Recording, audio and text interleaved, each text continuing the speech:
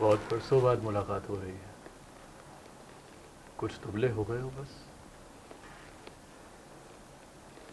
सामूगढ़ के मैदान जंग में भी तुमसे मुलाकात नहीं हो सकी। उस वक्त भी नहीं जब ऐन जंग के दरमियान ही तुम अपने हाथी से उतर पड़े और घोड़े पर जा सवार हुए। तुम्हें खबर है तुम्हारी शिकस्त की एक वजह यह भी है। ऐन जंग के दरमियान अपनी सवारी बदल लेना बहुत बड़ी बेवकूफ़ी है। मैं उस वक्त नमाज पढ़ रहा था। तुम पूछ सकते हो पांचों वक्त की नमाज पढ़ना बेवकूफ़ी नहीं है क्या? बिल्कुल दुरुस्त। लाख कोशिशों के बावजूद मैं तुम्हारी तरह आलिम नहीं बन सका।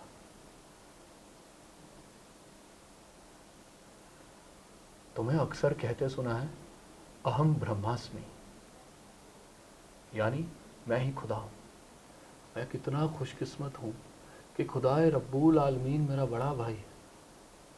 फिर ये खुदाए बंदे ताला इस हकीर आदमी के सामने यूं बेबस वो बेकदर क्यों खड़ा है?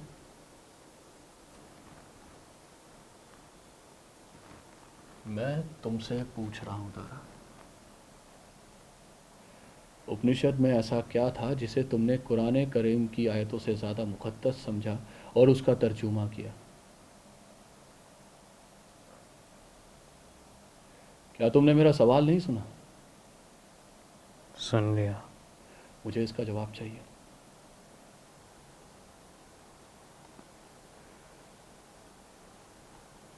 मैंने कभी नहीं कहा कि उपनिषद की श्रुतियाँ कुरान की आयतों से ज़्यादा मुक़द्दस है। तमाम मज़हब अंधों के हाथी हैं। मतलब?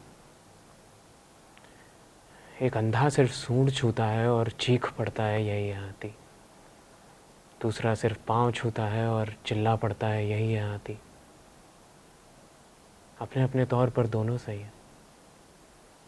जो लोग सिर्फ एक मज़हब को सही मानते हैं वो अंधों से कम नहीं। मैं तो बस इतना कहता हूँ। क्या ये कहानी भी काफिरों के वेद में मौजूद है?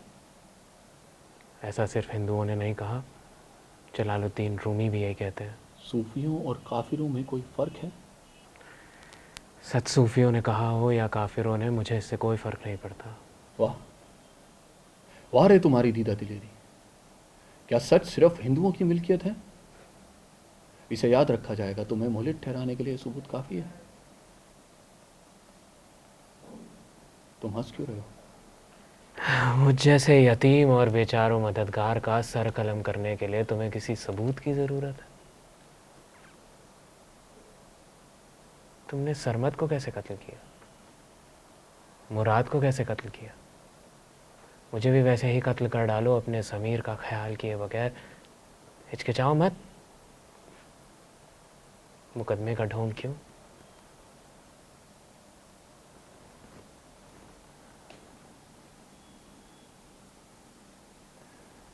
इतनी आसानी से तुम्हारा सर कलम नहीं करूँगा तारा। न जाने कितनी रातें जाग कर गुजारी हैं कि तुम्हारी दलीलों से कैसे निपटूं। तुम्हें खबर है इसकी? इसे तारीफ समझूं?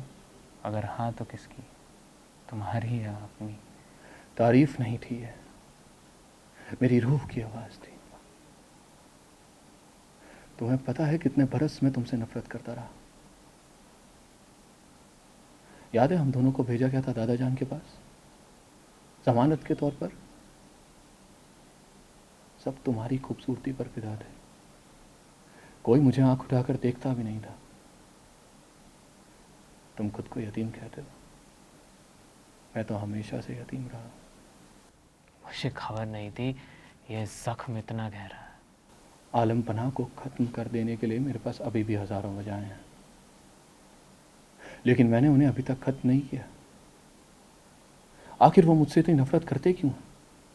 मैं भी तो उनकी उसी बेगम की औलाद हूँ जिसे वो अपनी जान से भी ज़्यादा चाहते हैं। ये बात मैं समझ नहीं पाता। मैं बताऊं क्यों? क्यों? अपने एहसास से जमाल का दुश्मन नज़र आता है उन्हें तुम्हारे अंदर।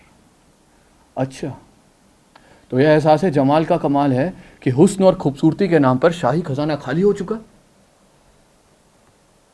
अगर एहसास जमाल का मतलब है अपनी खुदगर्ज मुरादों को पूरा करने के लिए रियाया को लूटना, तो मुझे फ़ख्र है कि कि मैं उनके एहसास जमाल का दुश्मन हूँ। सही ज़ौक़ क्या है, गलत ज़ौक़ क्या है, मैं इस बारे में कोई फ़ैसला नहीं सुना रहा हूँ। मैं तो बस ये कह रहा हूँ तुमसे नफ़रत करने की एक वजह यह भी है। मुझे तो हैरत इस बात पर है कि उनकी नफ़रत के बावजूद भी तुम कह रहे हो कि तुम्हें उनसे मोहब्बत है। मुझे उनसे मोहब्बत है या नफ़रत मैं समझ नहीं पाता। जब कभी मेरे अंदर उनके लिए नफ़रत का दरिया ठाठे मारता है और मेरा जी चाहता है कि उनका सर फ़ौरन धड़ से अलग कर दूं, ठीक उसी वक्त एक एहसास आंखें खोलता है, उनसे मोहब्बत का एहसास। और मेरा जी चाहता है कि उनके कदमों में गिर पड़ो, उनसे मुआफ़ी मांगो, बादशाह की तरह उन्हें तख्त पर बिठाऊं। ठीक उसी वक्त याद आता है कि मुझे उनसे कितनी नफ़रत है। इसी नफ़रत और मोहब्बत के दरमियान हिचकोले खाने की वजह से वो आज तक जिंदा है। अपनी जीत के नशे में अगर तुमने उन्हें ख़त्म कर दिया होता तो वे तुम्हारे शुक्रगुजार होते। अब तुम उन्हें अजियत देकर आहिस्ता आहिस्ता मार रहे हो। ये तुम्हारी मोहब्बत है या नफ़रत? कौन कह रहा है मैं उन्हें अजियत दे रहा हूं?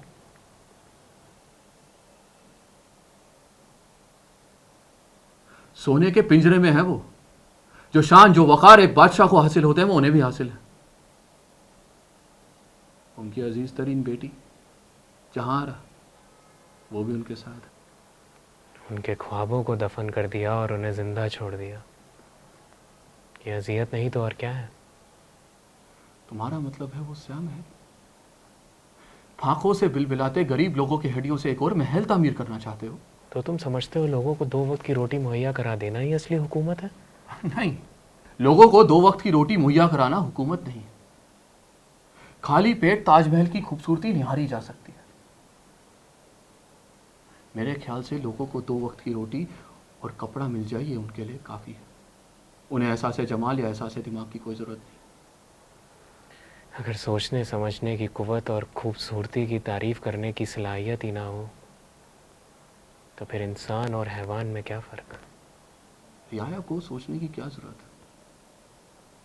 ये जिम्मेदारी हुकूमत ले लेती है, तो फिर उन्हें सोचने की क्या ज़रूरत?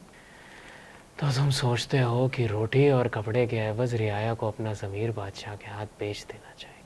अगर इस मुल्क से गरीबी दूर करना है तो रियाया को हर कीमत चुकाने के लिए तैयार रहना चाहिए।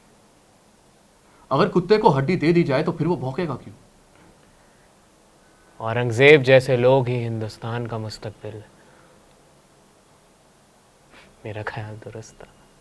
सिर्फ औरंगज़ेब ही हिंदुस्तान को बचा सकता है, तुम्हारे जैसा गुमराही फलसफी नहीं, जिसे ख्वाब और हकीकत के बीच का फ़र्क भी नहीं मालूम। तुम्हें अक्सर कहते सुना है कि तुम हिंदुस्तान में एक गैर मजहबी हुकूमत की बुनियाद डालोगे। क्या ये हिंदुस्तान से इस्लाम की जड़ें उखाड़ फेंकना नहीं होगा? तुम बुद्ध के शून्यवान की भी वकालत करते हो। एक सच्चे मुसलमान पर जो भी फर्ज है वो करते हो तुम।